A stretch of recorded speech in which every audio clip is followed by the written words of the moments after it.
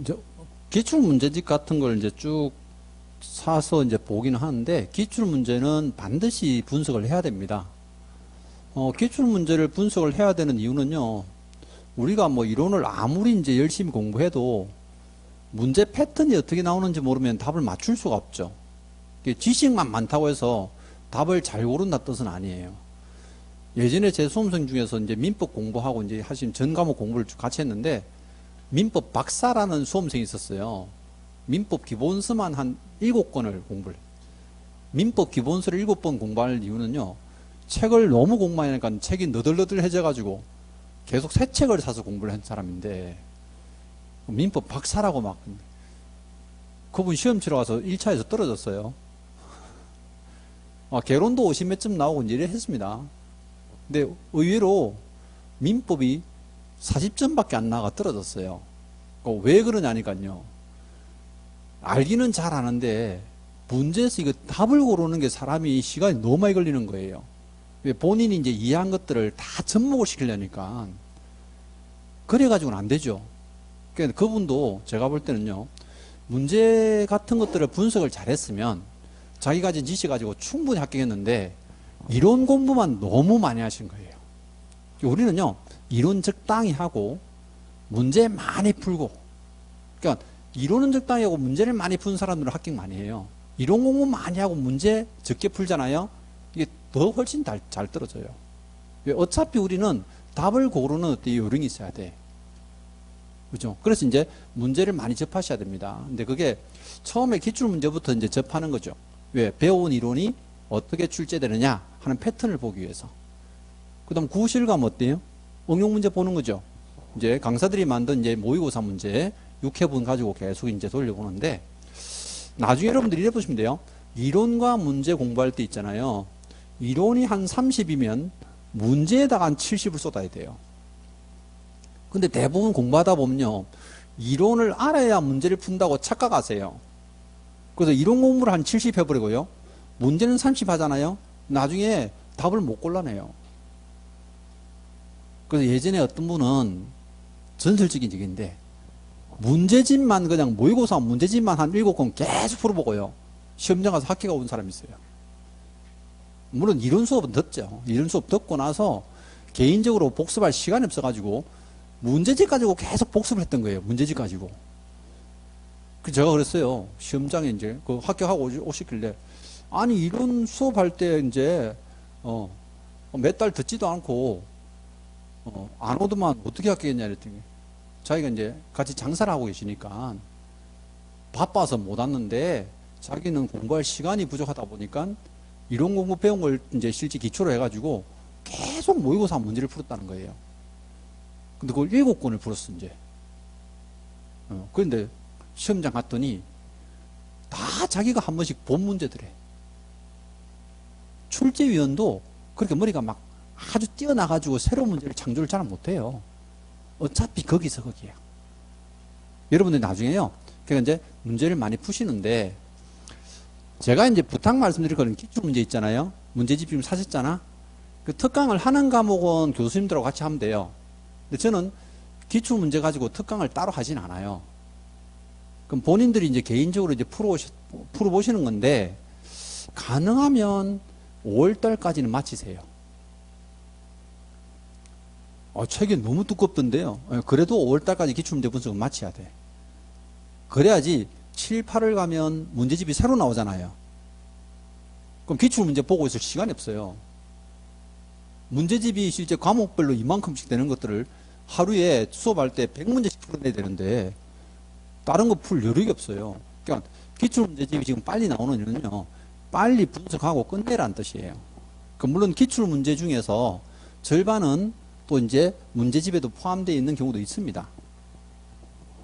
이제 아시겠죠? 시기적으로 지금 공부하는 시간이 많이 남은 건 아니에요. 적절하게 남아있는 상태고, 지금부터 어때요? 열심히 하면 동착할 수 있는 그런 시기이긴 합니다. 여러분들이. 자, 그래서 저하고는 나중에 이론하고 기출문제 분석을 나중에 같이 한번 할 겁니다. 5월달 가서 할 거고요. 그 다음에 이제 설날 세고 이제 3월부터, 뭐 작년에 이제 공부하신 분 아시지만 3월부터는 제가 수업을 3시간 하잖아요. 그럼 3시간 끝나고 나면 1시간 복습하는 특강을 해요. 그게 이제 만원의 행복이라는 특강으로 이제 예전에 이제 전국에 알려졌는데, 그건 무슨 얘기냐면요. 여러분들이 그날 배운 거를 문제를 통해서 1시간 만에 복습해요. 가장 중요한 것들을. 그걸 매주 합니다. 8주 동안. 무슨 말 아시겠죠? 그래서 3시간 수업하고 20분 시험 치고요. 제가 40분 동안 해설하고 해서 그날 배운 거를 그날 1시간 동안에 완전하게 복습하고 가자는 거예요. 네. 뭐 밥 먹고 하는 게 아니고요.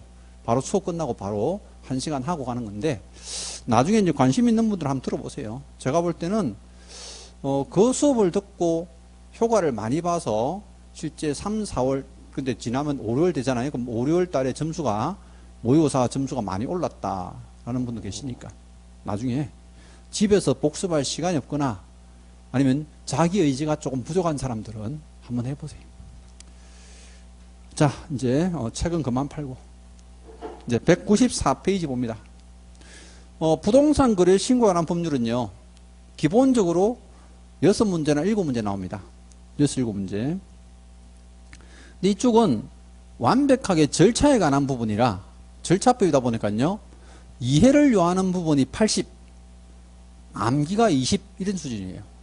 절차법은 어쨌든 이해를 잘 하셔야 돼요. 근데 여러분들이 아시다시피 이제 부동산 거래 신고라는 것은요, 부동산 실거래 신고. 그럼 실거래 신고제가 이제 2006년부터 생겼습니다. 그럼 2006년부터 이제 우리는 땅을 어때요? 5억에 사가지고 10억에 팔면 10억으로 신고하고 5억만큼 차익에 대해서 양도세 내라는 거죠. 그럼 부동산 거래 신고 제도가 만들어진 이유가 뭡니까? 탈세 방지입니다. 탈세 방지. 그럼 여기서 말하는 탈세, 무슨 세금입니까? 양도소득세예요. 그럼 2006년도에 이제 부동산 거래 신고 제도가 있기 전에는 실거래가로 신고 안 했습니까? 하는데 다 안 했어요. 제가 2006년도 이전에 중개사무소를 다 했거든요. 그럼 중개사무소 할 때 만약에 땅을 5억에 샀잖아. 근데 10억에 이제 팔았어요. 얼마로 신고해요? 그냥 5억으로 신고해요. 양도 차익이 한 푼도 없이 신고하죠. 그러면 탈세잖아요. 맞아요. 탈세인데 탈법은 아니에요. 처벌할 방법이 없어요. 세금을 그렇게 추징할 수 있는데 처벌할 방법이 없어요. 왜? 그때만 해도 법이요, 기준시가로 신고해도 법이 탈법이 아니거든요. 무슨 말 알죠? 그러다가 이제 2006년도에 본격적으로 어때요? 이제는 무조건 실거래가로 신고해라. 이렇게 생긴 거죠. 그게 이제 탈세를 방지하기 위한 목적으로 만들어졌다. 그럼 보세요. 양도소득세 탈세 방지니까 여기서 말하는 부동산은 어떤 대상의 어떤 거래만, 양도소득세 대상이면 또 양도소득세를 내는 거래만 신고하는 거예요. 이해했어요?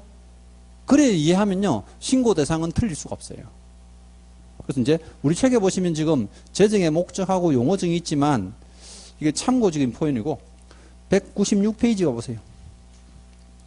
자, 부동산 거래 신고돼 있는데요. 첫 번째 197페이지 안에 박스 볼게요. 부동산 등 거래 신고예요. 그럼 부동산 등이라는 것은 뭡니까? 부동산과 부동산을 치료할 수 있는 건데, 이때 부동산은 오로지 토지와 건축물만 들어가요. 토지와 건축물. 그러면 양도소득세 신고 대상이 토지와 건축물만 있는 게 아니던데요. 맞아요. 세법하고는 좀 다른데 우리나라 사람들이 어때요?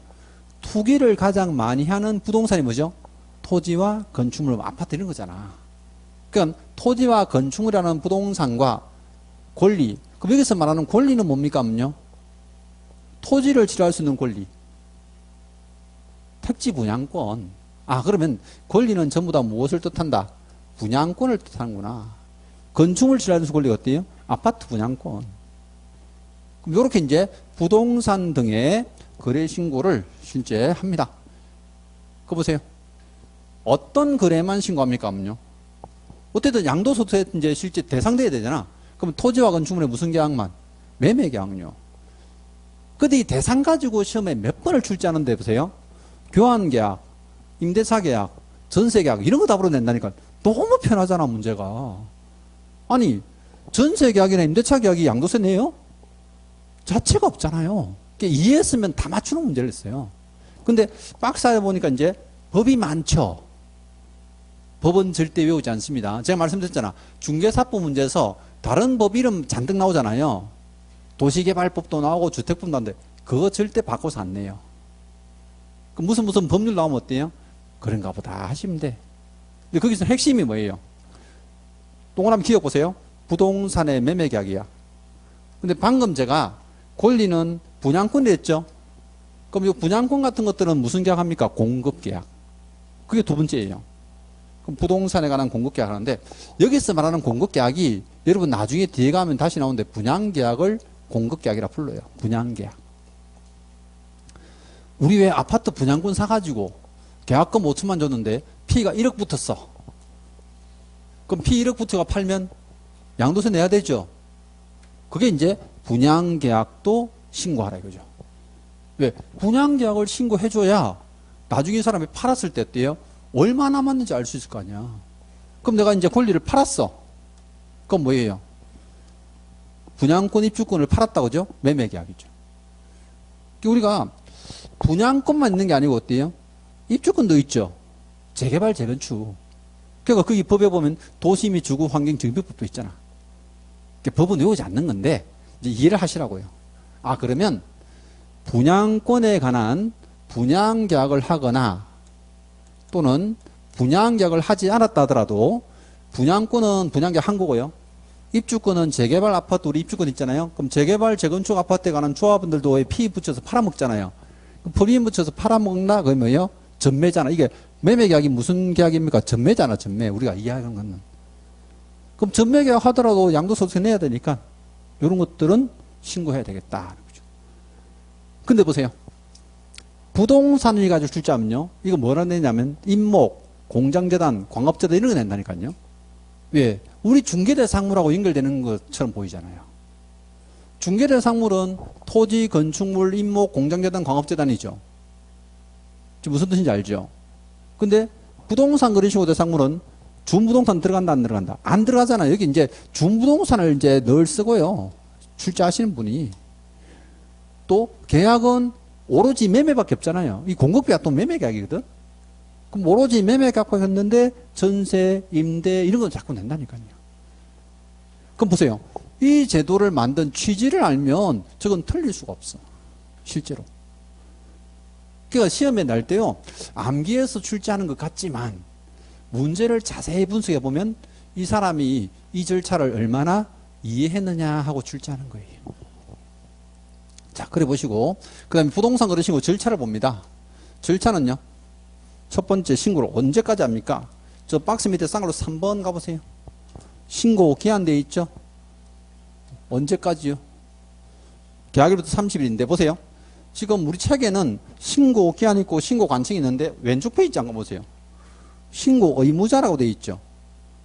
그럼 신고 의무자가 실제 이제 누굽니까? 하면 거래 당사자와 개공인데 일단 신고 기한부터요. 자, 계약 체결일부터 30일입니다. 근데 보세요.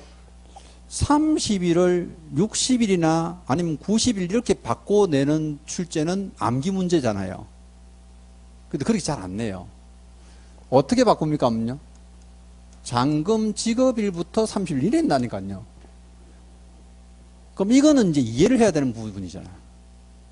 보세요. 우리 부동산 거래 신고는 양도세 탈세 방지고, 그죠?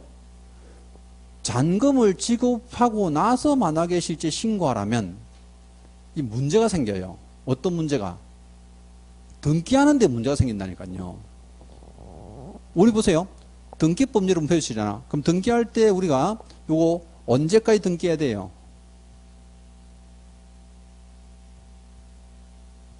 내가 뭐 넘어가면 물어보는 게 잘못된 거지. 제가 잘못한 거 맞아요.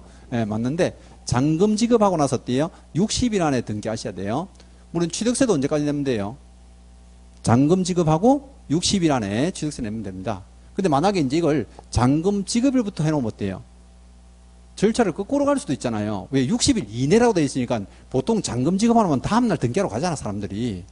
근데 부동산 거래 신고해야 되고 또 등기도 해야 되고 막 취득세도 내야 되고 이러면요. 업무가 너무 복잡하고 이게 이제 언밸런스 돼요. 순서가 안 맞을 수 있어. 그러다 보니까 이제 이걸 계약 체결일부터 30일 한 거예요. 그래서 계약 체결일부터 30일이니까 부동산 거래 신고를 했다 하더라도 언제든지 해지할 수가 있어요. 무슨 말 알죠? 여기서는 잔금 지급이 아닙니다. 또 이제 어디다 신고합니까 하는 건데요. 당연히 부동산 소재지의 시장 군수구청장입니다. 시장 군수구청장 관청이에요. 자, 부동산 소재지의 시장 군수구청장이 신고 관청이죠. 그럼 신고 관청 자리에다가 등록 관청을 넣으면 될까 안 될까? 우리 조금 전까지 중개사법에서는 왜 등록 관청이라 했잖아요. 등록 관청은 어디예요? 어디에 시군구예요? 사무소 소지지. 그러니까 등록 관청 틀렸다. 이게 두 번 냈어, 출제를. 부동산 거래 신고를 개공이 하더라도 어디다 해야 돼요? 부동산 소지지 신고합니다. 사무소 소지지 신고 아니에요? 등록 관청이 아니고 뭐예요? 신고 관청 이렇게 나와야 돼요. 근데 시험에서는 등록 관청에 신고한다 이렇게 냈다니까요. 아, 신고를 하는데 왜 등록 관청이야 갑자기. 어디다 신고한다고? 신고 관청에 하는 거죠. 자, 그 다음에 이제 신고 의무자 갑니다. 자, 직거래했어요.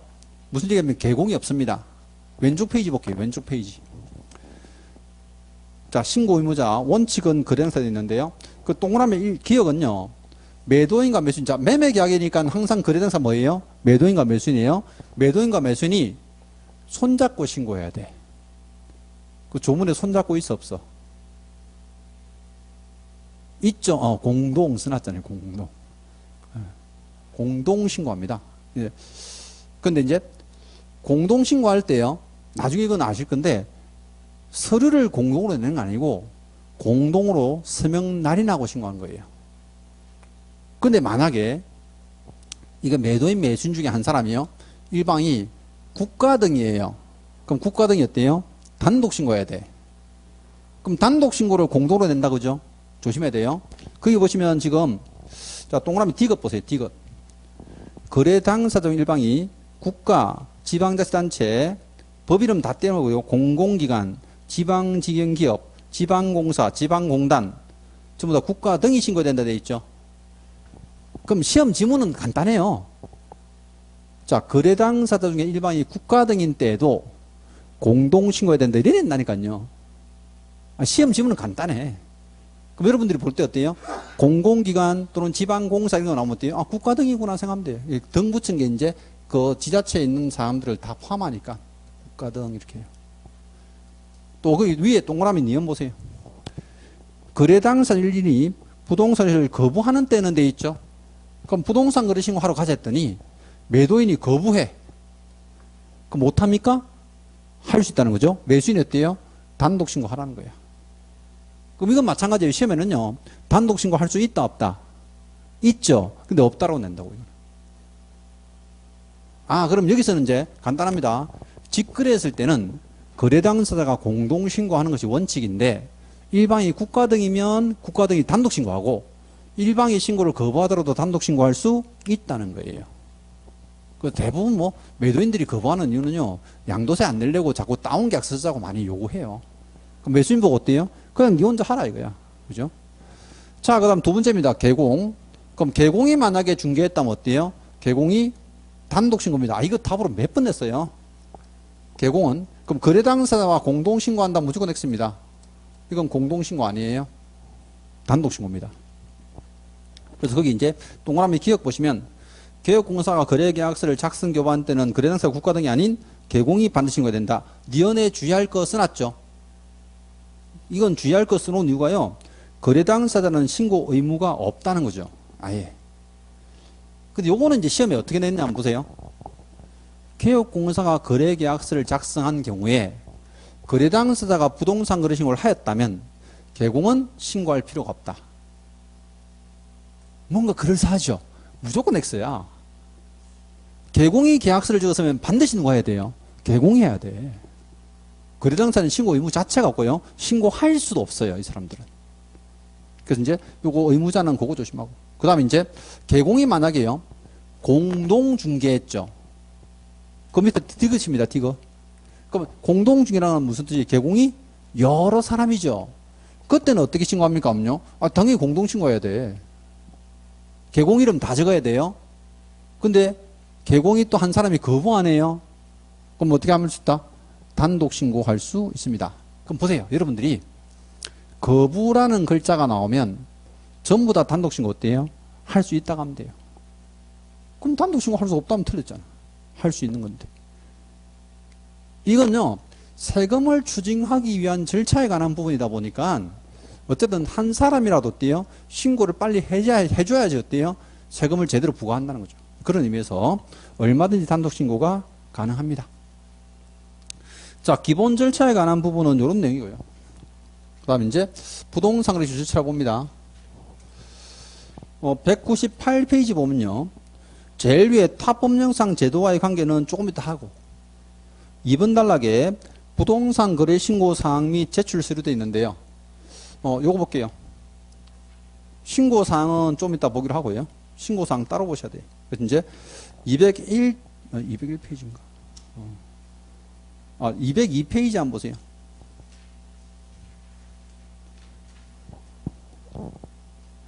자, 202페이지 보시면은 그 신고 방법돼 있고 위에 뭐 서술적인 부분은 안 보셔야 되는데 동그라미 1번에 방문 신고가 있고요.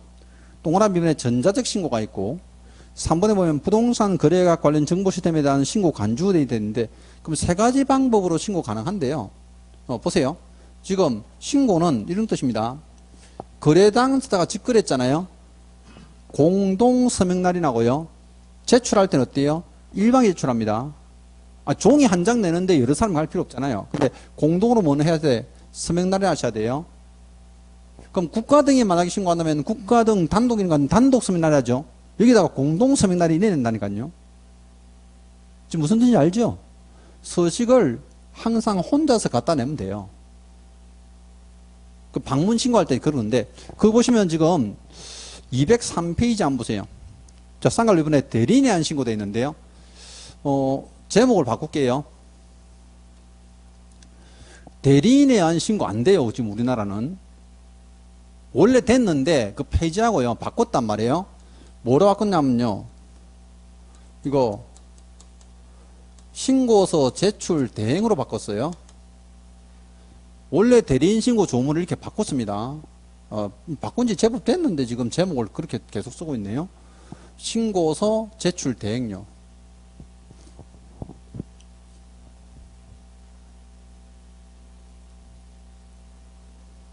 물론 뭐 이해만 하시면 돼요. 그럼 볼게요.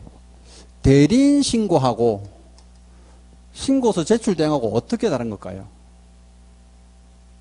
지금 대리인 신고는 안 된단 말이에요. 처음에 됐는데 안 된단 말이죠. 그럼 어떻게 다르냐 한번 보세요. 내가 매매 계약을 했어요. 그럼 매매 계약하고 나면 나중에 여러분들이 왜 직거래하고 나면 등기하려면 법무사한테 맡기죠. 무슨 뜻인지 알죠? 그럼 법무사한테 어차피 등기 맡길 거니까 법무사 보고 어때요? 가서 대신 신고하고 온나. 그래서 신고서에다가요. 법무사가 위임받아가지고 법무사 이름 쓰고 이제 어때요? 신고했단 말이에요.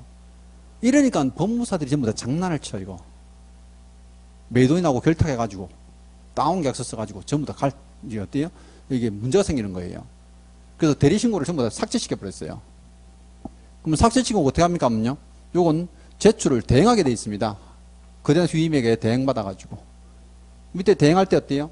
위임장에다가 신분증 사본. 이게 무슨 뜻이냐면 거래 당사자가 부동산 거래 신고서에다가요. 서명날인 다 해주면 이건 제출만 대행하라 이거야. 갖다 내는 것만 하라고. 그럼 그 법무사 이름 적어 안 적어요? 적지 말라고. 아예. 그래서 신고서 제출 대행으로 바꿔버렸어요. 이거는. 그죠? 그럼 시험에도 대리신고는 안 나옵니다. 그 제목 보고 착각하면 안 돼요. 신고서 제출 대행인데 대행을 하니까 어쨌든 위임을 받았죠. 그러니까 당연히 어때요? 위임장에다가 신분증 사본 첨부하시면 돼요. 자, 그런데 거기 동그라미 2번 가볼게요. 자, 개공이 신고할 때도요. 우리 소장님이 너무 바빠. 그러면 개공한테 위임받은 실제 사람이 대행할 수 있는데 거기 대행할 수 있는 사람이 딱 한 사람이에요. 동그라미 이번에 두 번째 줄 보세요. 이거 시험에 몇 번이나 출제했어요. 계약을 중개한 계약고사 위임받은 누구만? 소속공사만 대행할 수 있다. 소공만. 그럼 소공만 대행할 수 있다 했으니까 중개보조원 돼 안 돼요? 절대 안 되죠. 이건 한꺼번에 묶어서 출제했어요. 소속공사나 중개보조원은 부동산 거래계약 신고서를 제출 대행할 수 있다. X죠. 소공만 돼요. 이것도 한번 보세요. 거래 당사자에 위임받은 사람들은 위임장 들고 가야 되죠. 근데 개공한테 위임받은 소공은 위임장 어때요? 아예 필요 없어요. 왜 위임장 안 들고 가도 될까? 그냥 신분증 들고 가서 갖다 내고 먹으면 끝이에요. 우리 개공하고 소공은 시군구에 뭐가 돼 있죠? 인장이 등록돼 있죠. 무슨 뜻인지 알죠? 그럼 그 도장을 정확하게 찍었을 거다 보는 거예요. 그러니까 굳이 뭐 네가 위임받았다는 사실을 증명 안 해도 된다 이거야. 왜? 개공하고 소공은요 이미 결계사에다 다 조회를 했고 또 도장도 다 등록돼 있고 그럼 부동산 거래실 때 개공도 어때요? 거기다가 등록된 인장 찍어서 이제 하는 거예요. 자, 신고 절차 이래 되는데 보세요. 이제 시험에 나온 거 패턴은 거래 당사자 공동 신고죠. 근데 제출할 때는요. 일방이 제출합니다. 공동 제출 아니에요. 또 국가 등이 일방이면 단독 신고죠. 공동 신고 아니에요. 그다음 이제 대행을 하는 사람들은 위임장 제출합니다. 근데 소공은 위임장 제출하지 않습니다. 또 개공이 신고할 때는 거래 당사자한테 절대 신고 의무가 없다는 거예요. 절차에서는 사실 상당히 어려운 문제가 나올 것 같은데요. 가볍게 내요. 우리 책에는 지금 설명이 엄청 많은데 그렇진 않아요. 문제는 절차를 제대로 이해하고 있느냐 정도 수준만 내요. 이제 그 외에는 요거죠. 대상. 어떤 실제 계약이나 어떤 물건을 신고하느냐 하는 거예요. 자, 거기서 이제 조금 더 이제 상세히 들어가면, 그죠? 부동산 거래 신고에 관한 절차가 나오는데, 부동산 거래계약 신고서를 냅니다. 그래서 이제 우리 책에 보시면요. 왼쪽 페이지로 다시 돌아가서요. 동그라미 1번에 방문 신고 보세요. 거래당사 신고하는 경우가 있는데, A 봅니다. A. 부동산 거래 신고하려는 거래당사자는 부동산 거래계약 신고서에 되어 있죠. 신고서에 공동으로 서명 또는 날인하여 일방이 신고가 처리되는 이래 있잖아요. 그럼 부동산 거래계약 신고서에 공동 서명 날인하고 일방이 제출하는구나 보시면 돼요. 자, 그 다음 이제 앞으로 잠깐 돌아가 볼게요. 어디가 있냐면요. 198페이지 가봅니다. 큰 제목 2번이에요. 부동산 거래 신고 사항 및 제출 서류 되어 있는데요. 요거는 신고 사항 할 때 이제 조금 이따 배울 건데, 보세요. 우리가 지금 199페이지 보면요.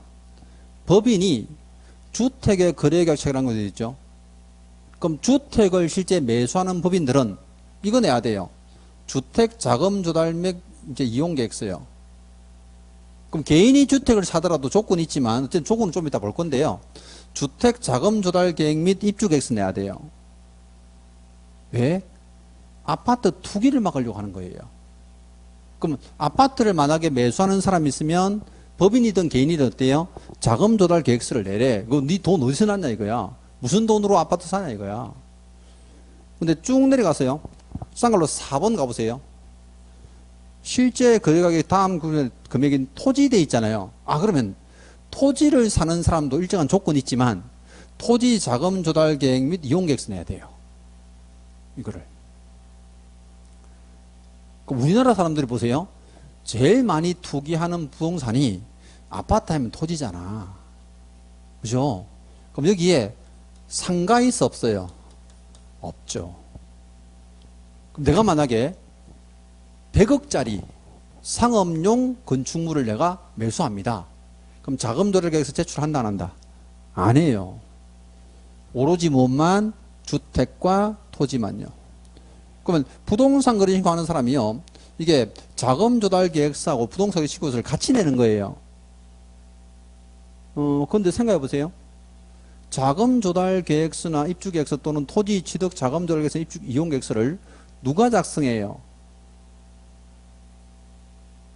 이 돈은 어디서 났는지 누가 알아요? 매수인만 알잖아요. 당연히 이제 매수인 작성합니다. 그래서 매수인이 어때요? 단독 서명날이 합니다. 단독으로. 그래서 이제 우리 책에는 지금 뒤에 제출 서류에 나오는데요. 그래서 201페이지 봅니다. 201페이지에 쌍갈로 5번요. 동그라미 읽어보세요. 일정한 조건에 해당하는 주택거래의 경우에 매수인이 단독으로 서명날에, 이거 매수인 단독이라는 글자가 제일 중요합니다. 매수인이 단독 서명날에 하고요.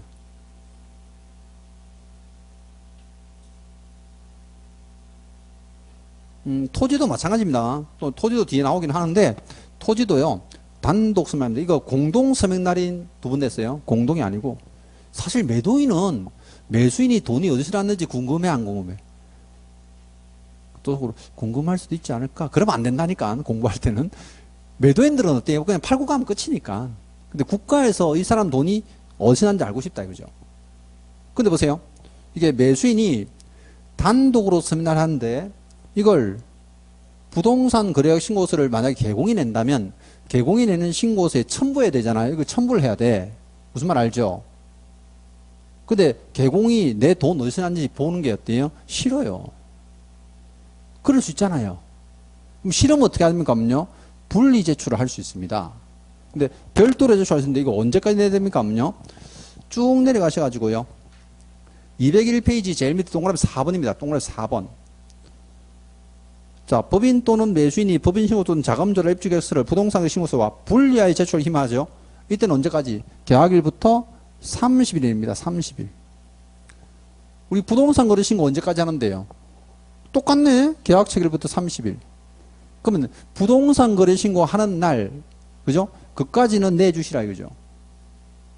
근데 이걸요, 매수인이 단독으로 내기가 귀찮아요. 그냥. 그럼 개공한테 부동산 신고할 때 내 자금 조달 계획서도 같이 내라. 할 수 있잖아요. 그럼 이거 언제까지 제공해야 됩니까? 하는데요. 이 경우는 25일이에요. 자, 그 위에 동그라미 3번입니다. 3번. 부동산 거래 계약을 신고하려는 자 중 법인 또는 매수인 외자가 법인 신고서 또는 자금 조달 입주 계획서를 제출한 경우에 법인 또는 매수인은 부동산 거래 계약을 신고하려는 자에게 거래 계약 시일부터 25일 이내에 돼 있죠. 왜 25일일까요? 이걸 만약에 30일로 하면 이 사람이 마지막 30일째 되는 날 오후 4시에 갖고 오면 골치 아프잖아요. 부동산 거래 신고를 못 하잖아. 그럼 최소한 얼마 정도 예를 주라고요? 5일간은 예를 주라고. 그럼 자금 조달 입주계획서 보시면요. 두 가지 날짜 나오니까 조심하세요. 분리 제출해서 별도로 제출할 때는 어때요? 30일 안에 제출하면 되죠. 그럼 제공해 줄 때는 25일 이내 제공해 줘야 돼요. 요거는. 그럼 요거 받아가지고 부동산 거래계약 신고서 제출하는 거예요. 그죠? 자, 여기 이제 서류를 제출하는 방법이고요. 그 다음 우리 책에 보시면 지금 202페이지 한번 보세요. 202페이지. 자, 제일 밑에 봅니다. 동그라미 3번요. 부동산 거래계약 관련 정보시스템에 대한 신고가 간주되어 있는데 보세요. 중개사법 25조에 따라 구축된 부동산 거래계약 관련 정보시스템, 이걸 부동산 거래계약 시스템이랍니다. 그럼 부동산 거래계약 시스템이 이제 전자계약 시스템이에요. 그럼 전자계약을 통해서 부동산 거래계약을 체결한 경우는 부동산 거래계약이 체결된 때 부동산 거래 신고서를 제출한 것으로 본다 되어 있죠. 그럼 보세요. 부동산 거래계약 시스템에 따라서 계약이 됐다. 전자계약을 체결한 거죠. 그럼 전자계약 체결하면요. 국가에서, 이 국가가 운영하는 거니까 국가에서 자동으로 신고를 해버려요. 그러니까 이때는 신고서를 어때요? 낼 필요가 없죠. 신고서를 제출한 것으로 의제됩니다. 이거는 제가 책을 조금 왔다 갔다 하긴 한데요. 책의 내용이 너무 많아요. 이게 제가 이제 정리해 드리려고 그런 거죠. 머릿속에 딱. 그죠? 우리 신고 절차는 봤잖아요. 이것은 이제 서류 내는 거예요. 서류 내는 거. 그럼 부동산 거래계약 신고서는 모든 매매 계약에 대해서 이제 제출하는데 주택이나 토지를 매수한 사람들, 일정한 조건 하에 있는 주택이나 토지 매수한 사람은 자금 조달 취득 입주 계획서를 내야 돼요. 이거 별도로 내고 싶으면 어때요? 30일에 내면 되고 제공거래 칠 때는 어때요? 아니, 왜요? 제공할 때는 25일 하면 되죠. 근데 우리 신고서 안 내도 되는 경우가 있어. 전자계약을 체결하면 뜻이죠. 그 개념이에요. 자, 그 다음은요. 이제 항목을 볼게요. 이제 조금 더 세밀하게 어떤 경우에 냅니까 하는 건데요. 앞으로 잠깐 돌아가서 198페이지 보세요.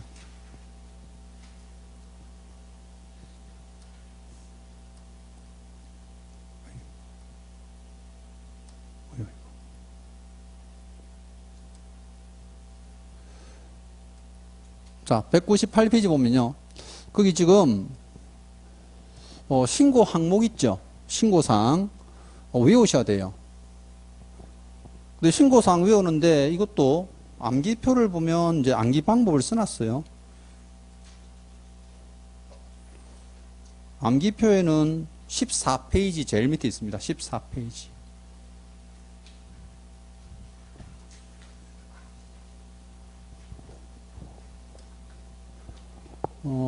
글자를 따가지고 인가, 계대, 중조, 입금 이래 써놨죠.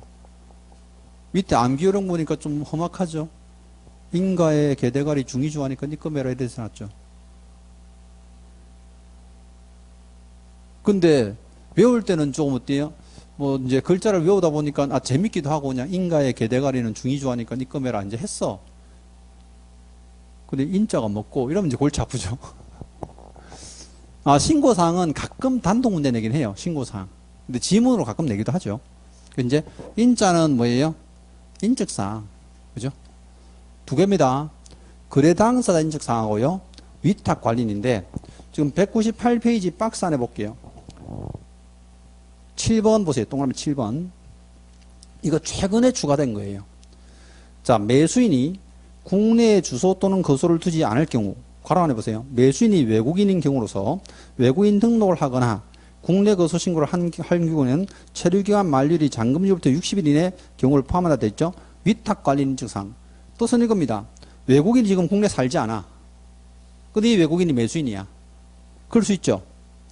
한국 부동산 살 수 있잖아요. 근데 분명히 외국에 살고 있는 사람이 한국에 있는 사람한테 부탁했을 거 아니에요. 그 부탁받은 사람이 뭐예요? 위탁관리인이에요.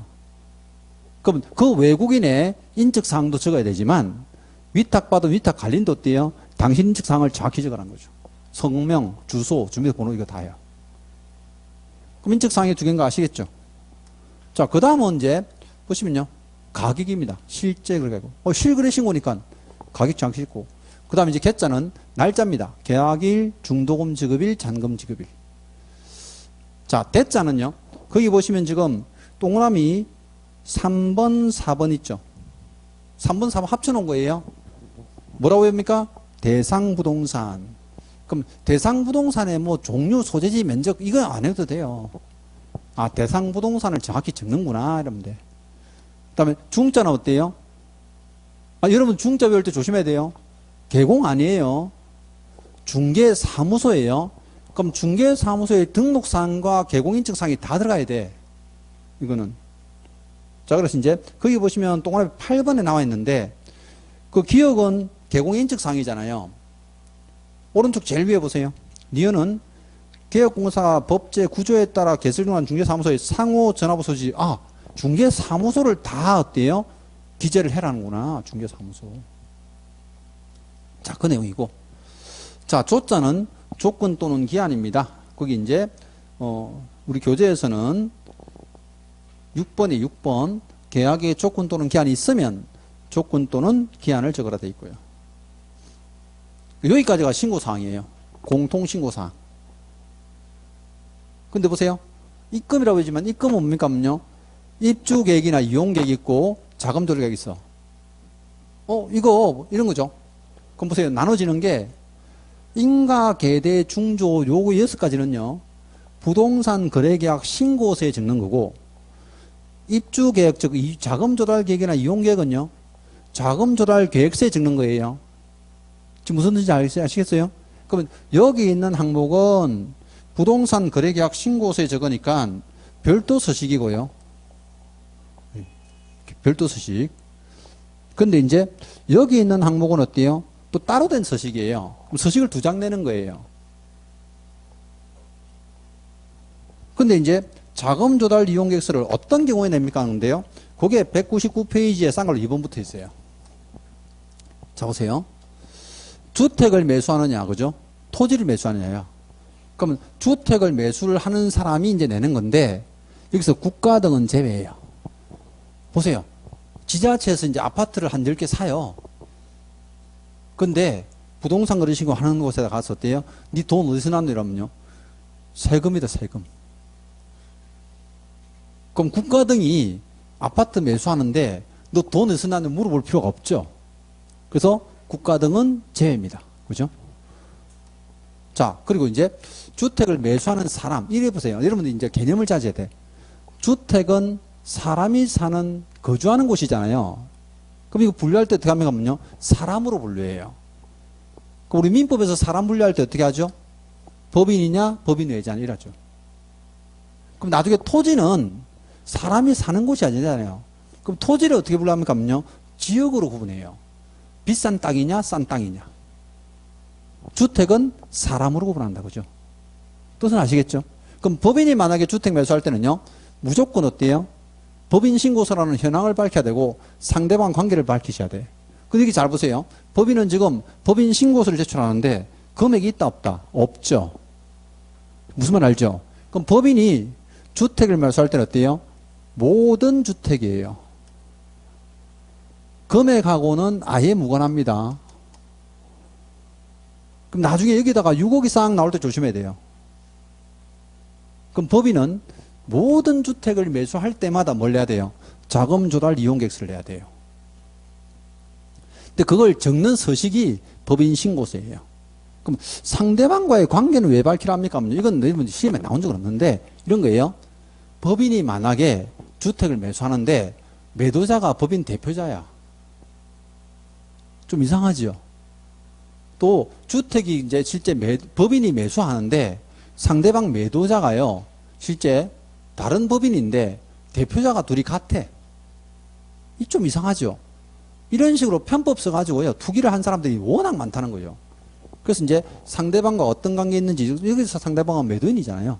매도인하고 어떤 관계에 있는지를 정확히 적어라. 그럼 나중에 이제 실제 투기로 밝히지 못해요.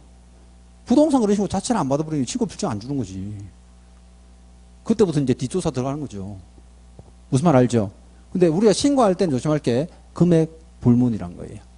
근데 법인 외자는 개인이죠. 그럼 개인은 얼마 이상만? 6억 이상. 이 숫자 조심해야 돼. 6억 이상. 근데 요것도 이제 금액을 좀 높이긴 해야 되는데 요즘 아파트가 어때요? 웬만하면 6억 다가 넘어가죠. 요즘은. 물론 뭐 우리 집은 아직 6억도 안 되지만. 근데 숫자 조심해야 됩니다. 6억 이상의 주택에 대해서만. 근데 여기서 이제 금액을 불문하는 곳이 있어요. 지역이. 자, 조정대상 지역이나 즉 주택법이죠. 그럼 주택법상 조정대상 지역이나 그죠? 투기과열지구는 어때요? 금액을 불문하고 모든 주택에 대해서 신고하는 거예요. 생각해보세요. 주택법상 조정대상 지역이나 투기과열지구는 이미 지금 투기를 하고 있는 지역이잖아요. 그럼 투기를 하고 있는데 6억 이상 해버리면 어때요? 5억짜리 사가지고 계속 투기하잖아. 그래서 이제 이쪽은 금액을 불문하고 어때요? 무조건 신고하라는 거예요. 근데 사실 이래 보면요. 이 박스 문제를 몇 번 냈거든요. 그 뭐라 냅니까? 하면요. 다음 중 자금 조달 계획서나 입주 계획서를 제출하는 경우 고르세요. 이래 놓고 이제 괄호 열어가지고 갑은 자연인, 을은 자연인, 병은 법인 뭐 이래 냈다니까요. 무슨 말 알죠? 그래서 이제 기억, 니은, 디귿 해놓고 갑이 조정대상 지역이나 투기과열지구가 아닌 지역에 5억짜리 주택을 매수하는 게 이래요. 조건을 줘가지고. 이거 이해한 사람들은 무조건 다 맞추는 문제야. 예를 보세요. 이 절차법은요. 이해를 정확하게 하고 있으면 암기를 조금 못해도 거의 다 맞춰요. 그럼 절차법은 막 외우려고 하지 마요. 그죠? 이것도 봐봐. 인가계대 중조를 외운다고 생각하지만 이 항목 냈을 때 보세요. 거래 당사자가 신고하는 경우에 신고사항이 아닌 것으로서 이래냈어요. 그럼 거래 당사자 신고하는 경우에 신고사항 아닌 것으로서 1번, 2번, 3번, 4번, 5번 이래 줬다니까 지문을. 전부 신고사항이잖아요. 아니에요. 중개사무소 X잖아 이거. 왜?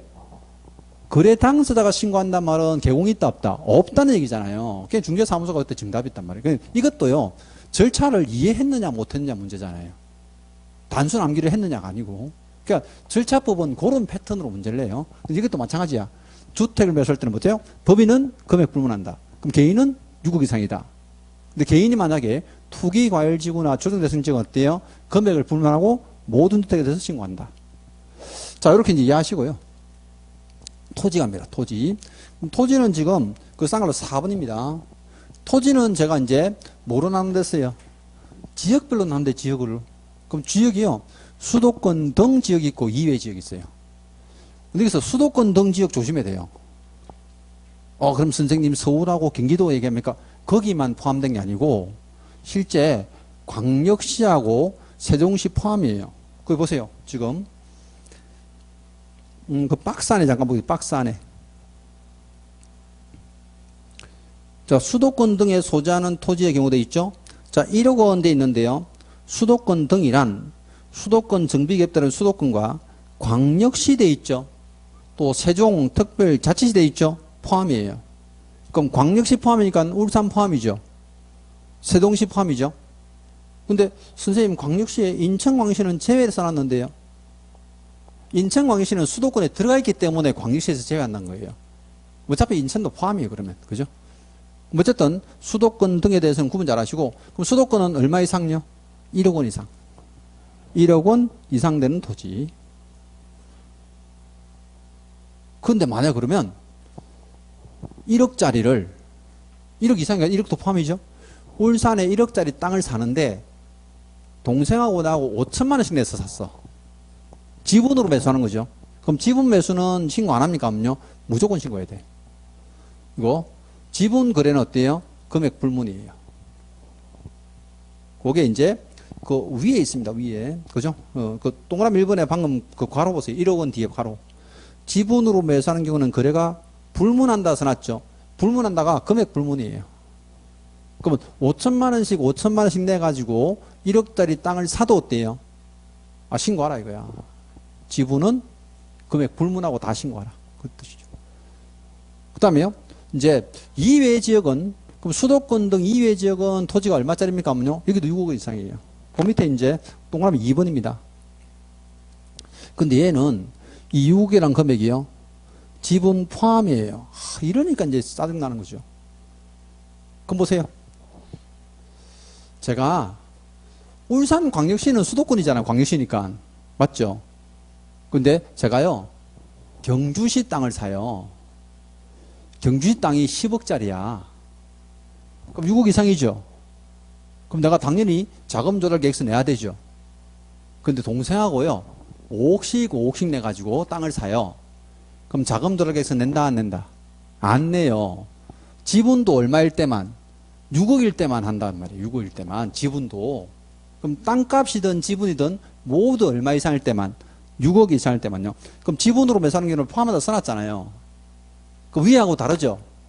수도권 등에서는 1억짜리 이상 되는 토지는 다 신고하는데 이걸 지분으로 나눠 사더라면 어때요? 금액을 불문하고 무조건 어때요? 신고하라 돼 있고 수도권 이외 지역은 6억 이상 토지를 만약에 매수할 때 하는데 지분도 6억 이상 돼야 된다는 거죠. 지분도. 그럼 수도권 등 이외 지역은 땅 투기를 그렇게 많이 하는 곳은 아니다라고 보는 거예요. 왜? 여기 어차피 광역시나 세종시가 다 포함돼 버리니까. 그죠? 우리가 일반적인 실제 어때요? 뭐 면, 리 이런 데다가 땅 투기하는 사람들 드물죠. 왜? 이게 양도 차익이 많은 땅을 투기하지 그렇지 않은 땅들은 투기를 잘 안 하거든요. 그러니까 이제 이렇게 지분도 6억 이상 할 때만 하라 이렇게 되는 거죠. 자, 여기서는요 제일 중요한 게 조건입니다. 조건. 이걸 알아야 이 문제 내는 거예요. 자금 조달 입주 계획서나 이용 계획서를 제출하지 않는 경우 고르세요. 제출하는 경우 고르세요. 자, 앞에서 봤던 부동산 거래 신고는 단독 한 문제예요. 그럼 부동산 거래 신고가 보통 이제 두 문제 나오는데요. 한 문제는 부동산 거래 신고 절차가 나오고 한 문제는 요거 아니면 사후 절차예요. 근데 사후 절차가 작년하고 실제 3년 전에 출제를 해버렸기 때문에 사후 절차 가능성 없어요. 그럼 올해 두 문제는요. 앞에 봤던 부동산 거래 신고하고 이겁니다. 자금 조달 인증서를 제출하는 경우, 하지 않는 경우 잘 구분하시면 돼요. 근데 뭐 봐봐, 공부할 게 뭐 있다고 이거. 주택은 사람으로 나누네. 법인이냐 법인이냐. 땅은 수도권이냐 이외냐. 또 실제 법인은 금액 불문이죠. 근데 법인 외자는 6억이죠. 또 토지는 실제 수도권은 1억이죠. 수도권 이외 지역은 6억이죠. 이걸 가지고 답을 안 만든다고. 이 출제원들이 문제를 만들면요, 절대로 이거 원칙 가지고 답을 안 만들어. 그럼 답은 뭐로 만듭니까? 하면요, 예외조항으로 만들잖아요. 그럼 예외조항이 이제 뭐가 있습니까? 하면요, 이게 법인들은 금액 없잖아. 여기 6억 이상 쓸 거단 말이야. 그죠? 많이 보세요. 수도권 등은 1억이죠. 그럼 포함해서 어때요? 1억, 6억 내거나. 그건 단수 문제니까 어때요? 자, 지분이 실제 어때요? 지분이 만약에 뭐 5천만 원인 경우 이래 낼 거 아니에요. 뭐 1억 이상 되는 토지에서 지분이 5천만 원 없대요? 이것도 신고해야 돼.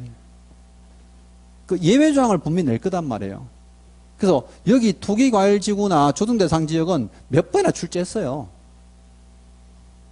그러니까 이게 이제 투기과열지구나 조정대상지역이 아닌 지역 또는 투기과열지구인 지역 이래 된다니까요. 그럼 구분해야 되죠. 그럼 조정대상지역이나 투기과열지구 이 지역은 법인이고 개인이고 모든 주택에 됐을 때요, 자금 들어가서 다 내는 거예요. 이제 뜻은 아시겠어요? 그 개념. 그래서 이제 요거 잘 구분하시고. 자, 그 다음에요, 예외조항이 있습니다. 예외조항은 거기 이제 합산하는 금액이 있고요. 그 다음에 이제 제외되는 부분이 있습니다. 우리 책에는 이게 어디 넘어가 있는 거 모르겠네. 여기 안 볼게요. 가격을 합산하는 건 뭐냐면요, 보세요. 이제 투기하는 사람이 편법 쓰는 거예요. 땅을 2개를 사요. 보세요.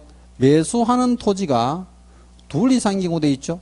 그럼 수도권 등은 1억 이상짜리 땅을 사지 마라. 뭐 자금 들어가서 내라 하니까 자기는 5천만 원짜리, 6천만 원짜리, 8천만 원짜리 이렇게 3개를 매수하는 거예요. 그럼 토지를 매수할 때 2 이상이면 어때요? 그 금액을 전부 다 어떻게 한다고? 합산하겠다고요. 합산하라. 그러면 5천만 원짜리, 6천만 원짜리 2개 맞춰도 1억 천이니까 어때요? 신고하라는 거죠. 신고하라. 그럼 이렇게 이제 신고하라니까 또 편법을 써. 어떻게 해요? 이번에는요, 5천만 원짜리 하나 사고요, 한 6개월 좀 쉬었다 사는 거야. 그것도 합산합니다. 그 뭐예요? 1년 이내에 마땅한 토지의 추가 계획이 있죠. 이것도 가격 합산하는 거죠. 근데 1년이 지나면, 넘어가면요, 투기 성향은 사라졌다 보는 거예요. 짧은 기간 안에 땅을 계속 매수하지 말란 뜻이죠. 근데 여기서 마땅한 토지는 뭐 연접되는 토지라 부르지만 붙어 있는 땅이 있죠. 그럼 보세요. 경주시에 있는 땅을 제가요, 5천만짜리 하나 사고요, 울산에 있는 땅을 내가 6천만짜리 하나 사고 이랬어. 또 한 6개월 쉬었다가 울주군에 있는 땅을 5천만짜리 샀어. 투기 될까 안 될까? 안 되는 거지. 이게 땅도요, 투기하는 지역들이 많고요, 거기다가 이제 넓은 토지를, 그죠? 계속 이제 구입을 하면서 투기를 많이 하지, 이게 마땅한 토지들이 투기가 계속 일어나는 거지, 분산해가지고는 일어나지 않는다 보는 거죠. 그래서 이제 여기서는 이게 추가 계약도 가격을 합산한다 보시면 돼요. 자, 근데 이번에는요, 이 자금 조달 인증서를 제출하지 않는 경우 있습니다. 아예 제출하는 제외인데요. 보세요. 지금 국가 등은 다 제외죠. 국가 등은 무조건 안 내요. 근데 국가 등이 아닌데도 제출하지 않는 경우가 있다는 거죠. 이제 의제사항인데 보세요. 첫 번째는 토지거래계약 허가를 받았습니다. 뭐 다음 주 할 건데 토지거래 허가 받아요. 그럼 토지거래 허가 절차를 알면 이건 맞출 수 있는 거 보세요. 토지거래 허가 신청할 때요, 토지이용계획서하고요, 자금조달계획서를 무조건 내야 돼요. 그러면 토지거래 허가는 계약 전 허가죠. 그럼 사전 허가 받을 때 자금조달계획서도 냈고요, 토지이용계획서도 냈어요. 근데 뒤에 또 내라고? 낼 필요 없습니다. 그죠? 그 개념이고. 자, 마지막 하나는 이게 사용 승인을 받은 건축물이 소재한 토지도 있는데요. 이건 무슨 얘기입니까? 이 토지에 관한 얘기입니다. 토지. 보세요. 어떤 토지가 보니까, 자, 상가 건물이 있어요. 근데 상가 건물이 지금 8억이에요. 예를 들어 경주시입니다. 경주시에 이외 지역에. 그러면 상가 건물이 지금 8억에 매매가 됐는데 땅값이 6억 이상인지 아닌지 알아 몰라요. 알 방법이 없어요. 왜 우리나라 사람들은 토지와 건물을 같이 구입하면 매매 대금으로 나눠주는 게 아니라 어때요? 같이 줘버리잖아요. 그래서 사용 승인 받은 건축물이 있으면요, 이건 아예 분리할 수가 없기 때문에 어때요? 자금 조달 계획서 내지 말라는 거야. 뜻은 아시겠어요? 근데 이게 제가 지금 상가라고 적었는데요, 주택이라 적으면 안 맞아요. 보세요. 이걸 주택이라 적었어. 그럼 자금 조달 계획서 내야 하는데, 무조건 내야지 지금. 봐, 자금 조달 계획서는 6억 이상이면 다 내잖아요. 이거는. 그럼 실제 사례 문제에서도 주택이 안 나오고 뭐가 나올까? 상업용 건축물 나온단 말이에요. 그럼 상업용 건축물이 있는 토지에 사용 승인 받은 즉 건축 허가를 정확하게 받은 이제 건물입니다. 불법 건축물 안 돼요. 그럼 건축 허가를 제대로 받은 건축물에 대해서는 일단 자금 조달 계획서를 아예 제출하지 않습니다. 그럼 제가 만약에 그죠?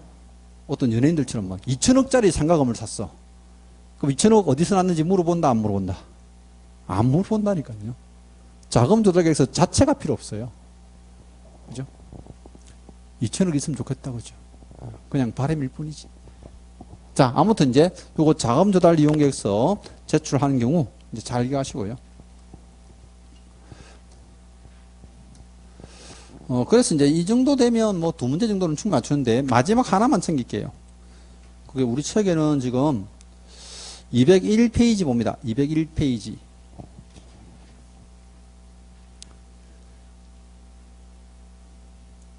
자, 201페이지 보시면요. 제일 위에 신고시 제출 서류돼 있잖아요. 그럼 신고시 제출 서류에 거기 두 번째 줄 끝에 보세요. 자, 이 경우 돼 있는데요. 자, 자금의 조달 계획을 증명하는 국토교통이라는 서류란 다음 서류를 말한다 돼 있죠.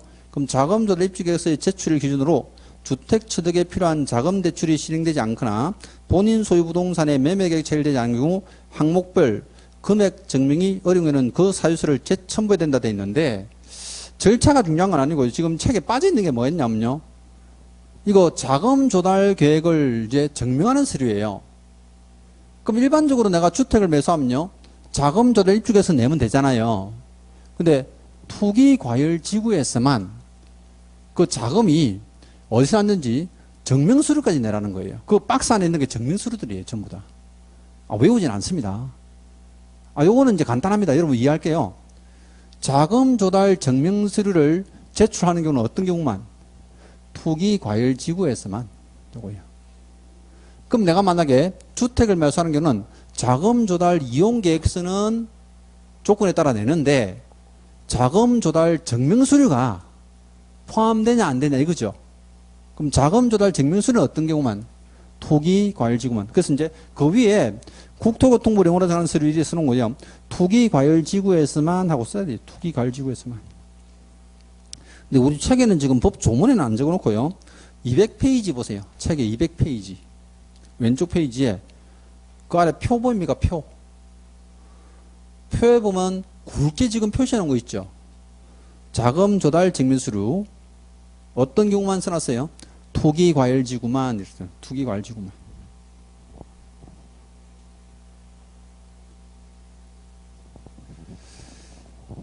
자, 그래서 이제 우리가 뭐 신고 절차에 관한 부분은 다 보셨습니다. 그래서 뭐 오늘 진도는 요 정도 하시고요. 다음 주에는 신고 후의 절차 그 부분 하도록 하겠습니다. 이제 일단 진도를 뭐 거의 다 나가고 있는 상태인데 여러분들이 이제 집에 가시면 하기 싫어도 복습 한 번씩 하세요. 그래 보시고 저는 다음 주 참 설날 연휴가 끼어 있는데 목요일은 수업하죠. 월, 화, 수, 휴일이니까 또 쉬는 김에 확 시작하지 말고요. 목요일 날 잘 오시기 바라고 뭐 구정이지만 새해 복 많이 받으시고 저는 목요일 다시 뵙겠습니다. 수고했습니다.